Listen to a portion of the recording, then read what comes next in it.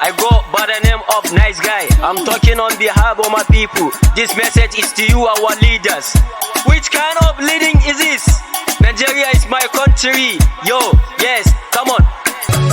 Justice for Niger. Tura ta kai bango mun gaji Niger muna ta neman agaji. Azali mai tausayi san ba ji Allah shine zai mana agaji. Tura ta kai bango mun gaji Niger muna ta neman agaji. Azali mai tausayi san ba ji Allah shine zai mana agaji. Ba mu na Allah ba mu na annabi yunwa za ta kashe mu. Azalumai sun saka mu a damu. Shugabannin mu suna ta kashe mu, sun tanaji yunwa sun sa a jikin mu su sha shayi mu kuma sai mu shaka mu. Ma'ana ko kwanda ba shi da damu, su ci shinkafa tuwo ya gagare mu, su hau mota mu ko ina a kafar mu. Ya'yan suna ture to mu kuma ga mu ba ci ba sha ba su jira a wuyan mu, su ɗibi kuɗin mu su zara idanu. Idan mutum ya raina mu ma sai ya ce ba ma da haƙuri wai mun cika damu. Kai to yau Allah ya kama ku domin al'umma ta ma sun gaggane ku. Duk wanda ya ce mun zaɓe shi yayi kuka a shakka sai mun kwakule mai idanu.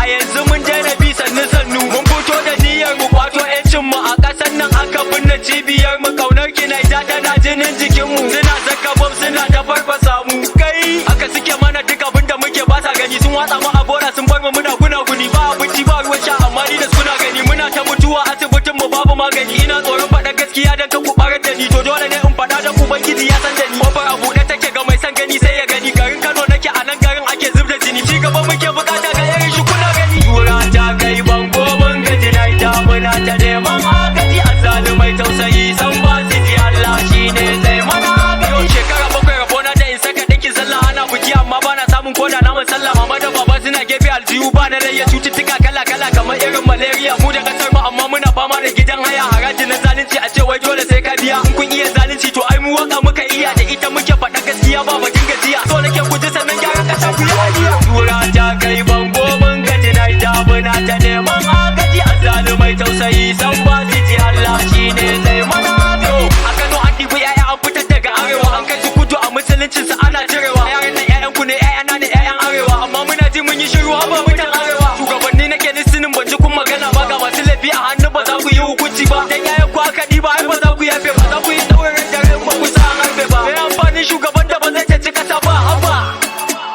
No, I blame Nigeria my country, to be faithful, loyal and honest, to serve Nigeria with all my strength, to defend our unity and offer the honor and glory, so help me God.